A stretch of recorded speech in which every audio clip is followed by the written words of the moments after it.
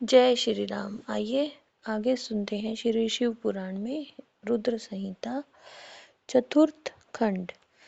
इसमें बताया गया है देवताओं द्वारा स्कंद का शिव पार्वती के पास लाया जाना, उनका लाड प्यार, देवों के मांगने पर शिवजी का उन्हें तारक वध के लिए स्वामी कार्तिक को देना, कुमार की अध्यक्षता में देवसेना का प्रस्थान, महिसागर संगम पर तारकासुर का आना और दोनों सेनाओं में मुठभेड़, वीरभद्र का तारक के साथ घोर संग्राम, पुनः श्री हरि और तारक में भयानक युद्ध।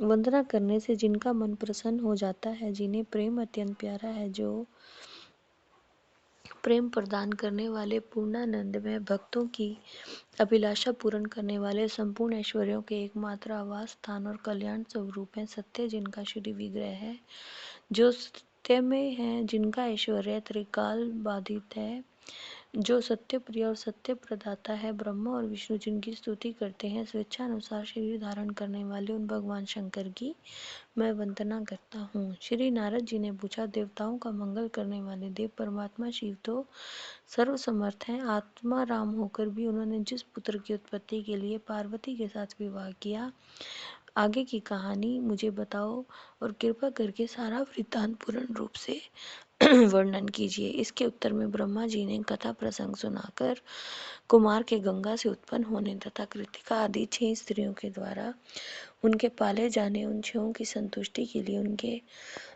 6 मुख धारण करने और कृतिकाओं के द्वारा पाले जाने के कारण उनका कार्तिकेय नाम होने की बात कही। तदंतर उनके शंकर गिरिजा की सेवा में लाए जाने की कथा सुनाई। फिर ब्रह्मा जी ने कहा, भगवान शंकर ने कुमार को गोद में बैठाकर अत्यंत स्नेह किया। देवताओं ने उन्हें नाना प्रकार के पदार्थ, विद्याएं, शक्ति और अस्त्र शस्त्र आदि प्रदान किए। पार्वती के हृदय में प्रेम समाता नहीं था। उन्होंने हर्षपूर्वक मुस्कुराकर कुमार को परमोत्तम ऐश्वर्य प्रदान किया, साथ ही चिरंजीवी भी बना दिया। लक्ष्मी जी ने दिव्य संपत्ति तथा एक विशाल व मनोहर हार अर्पित किया।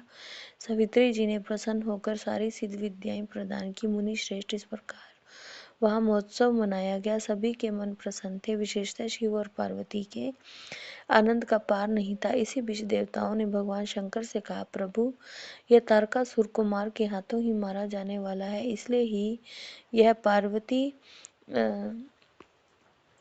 का पुत्र हुआ है। अतः हम लोगों के सुखार्थ उसका काम तमाम करने हेतु कुमार को आज्ञा दीजिए। हम लोग आज ही अस्त्र शस्त्र से सुसज्जित होकर तारक को मारने के लिए रण यात्रा करेंगे। ब्रह्मा जी ने कहा, मुने, यह सुनकर भगवान शंकर का हृदय दयाद्र हो गया। उन्होंने उनकी प्रार्थना स्वीकार करके उसी समय तारक का वध करने के लिए अपने पुत्र कुमार को देवताओं को सौंप दिया। फिर तो शिवजी की आज्ञा मिल जाने पर ब्रह्मा, विष्णु आदि सभी देवता एकत्रित होकर गो को आगे करके तुरंत ही उस पर्वत से चल दिए। उस समय श्री हरि आदि देवताओं के मन में पूर्ण विश्वास था कि वे अवश्य तारक का वध कर डालेंगे। वे भगवान शंकर के तेज से भावित हो कुमार के सेनापतित्व में तारक का संहार करने के लिए आए। उधर महाबली तारक ने जब देवताओं के इस युद्ध को सुना, तब वह भी एक विशाल सेना के साथ देवों से युद्ध करने के लिए तत्काल ही चल पड़ा। उनकी इस विशाल वाहिनी को आती देख देवताओं को परम विस्मय हुआ। फिर तो वे बलपूर्वक बारंबार सिंहनाद करने लगे। उस समय तुरंत ही भगवान शंकर की प्रेरणा से विष्णु आदि संपूर्ण देवताओं के प्रति आकाशवाणी हुई। आकाशवाणी ने कहा, देवगण, तुम लोग जो कुमार के अधिनायक तत्व में युद्ध करने के लिए उद्यत हुए हो, इससे तुम संग्राम में दैत्यों को जीतकर विजयी हो गए। ब्रह्मा जी ने कहा, मुने, उस आकाशवाणी को सुनकर सभी देवताओं का उत्साह बढ़ गया, उनका भय जाता रहा और वे विरोचित गर्जना करने लगे। उनकी युद्ध कामना बलवती हो उठी और वे सब के सब कुमार को अग्रणी बनाकर बड़ी उतावली के साथ वही सागर संगम को गए। उधर बहुसंख्यक असुरों से घिरा हुआ वह तारक भी बहुत बड़ी सेना के साथ शीघ्र ही वहां आ गया, जहां वे सभी देवता खड़े थे।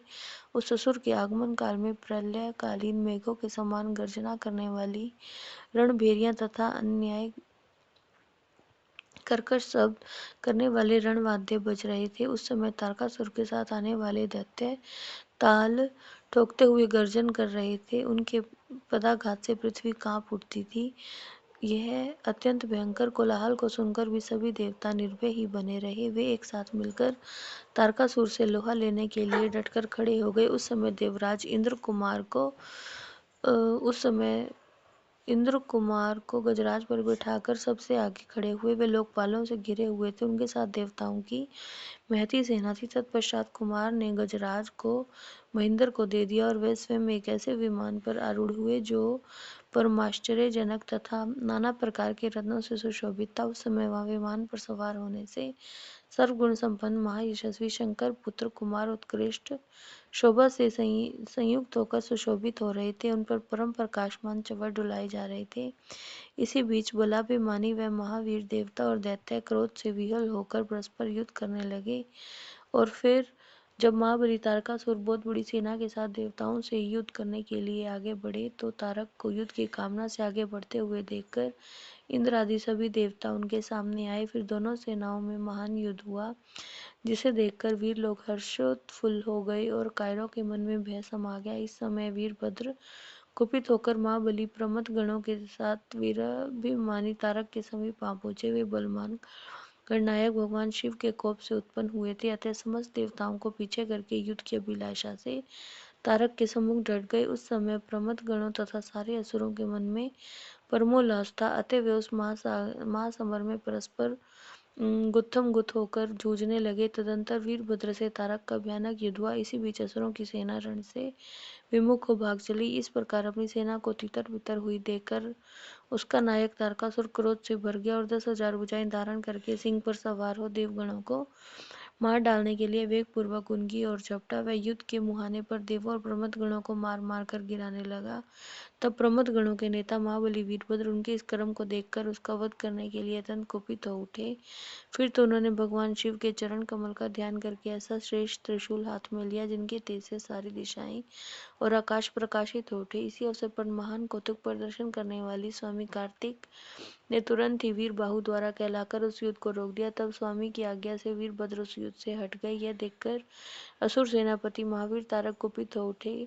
वो युद्ध कुशल और नाना प्रकार के अस्त्रों का जानकार था, अतः देवताओं को ललकार कर उन पर बाणों की वृष्टि करने लगा। उस समय बलवानों में श्रेष्ठ असुरराज तारक ने ऐसा महान कर्म किया कि सारे देवता मिलकर भी उसका सामना नहीं कर पाए। उन भयभीत देवताओं को यूं पिटते देख भगवान अच्युत को क्रोध आया और वे शीघ्र ही युद्ध करने के लिए तैयार हो गए। इस पर भगवान श्री हरि ने अपने आयुध सुदर्शन चक्र और शार्ग धनुष को लेकर युद्ध स्थल में महादैत्य तारक पर आक्रमण किया। फिर सबके देखते देखते श्री हरि और तारक का सुर में अत्यंत भयंकर व रोमांचकारी महायुद्ध छिड़ गया। इसी बीच अच्युत ने कुपित होकर महान सिंहनाद किया और धधकती हुई ज्वालाओं से प्रकाश वाले अपने चक्र को उठाया। फिर तो श्री हरि ने उसी चक्र से दैत्यराज तारक पर प्रहार किया। उसकी चोट से अत्यंत व्यथित होकर वह असुर पृथ्वी पर गिर पड़ा, परंतु वह असुर नायक तारक अत्यंत बलवान था, अतः तुरंत ही उठकर उस दैत्यराज ने अपनी शक्ति से चक्र के टुकड़े टुकड़े कर दिए। मुने भगवान विष्णु और तारकासुर दोनों बलवान थे और दोनों में अगाध बल था, अतः युद्ध स्थल में वे परस्पर जूझने लगे। जय श्री राम।